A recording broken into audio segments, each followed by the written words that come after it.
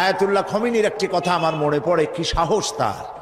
ইমান আকীদা যাই থাকুক, আকীদার প্রশ্নে আমরা আপোস করব না, কিন্তু এই কথাটা তো বলতেই পারি।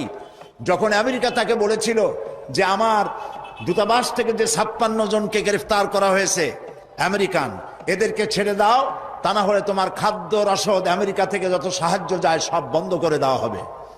আয়াতুল্লাহ খমেনি জবাব দিয়েছিলেন আমেরিকান প্রেসিডেন্টকে, তুমি কারে খাবারের ভয় দেখাও? যেই জাতির বছরে 1 মাস না খাইয়া থাকা ফরজ, সেই জাতি তোমার খাবারের অপেক্ষা করবে। তোমার মতো কাফেরদের খাবারের কোনো পরোয়া আমরা করি না। মুসলমানেরা যখন ঐক্যবদ্ধ হয়েছিলেন, আল্লাহ তাদেরকে বিজয় দান করেছিলেন সেখানে। ঠিক এমনি করে পাকিস্তানে যখন সর্বশ্রেণীর উলামায়ে কেরাম মুত্তাহিদায়ে আমল, মজলিস মুত্তাহিদায়ে আমল এ নাম করে যখন একটি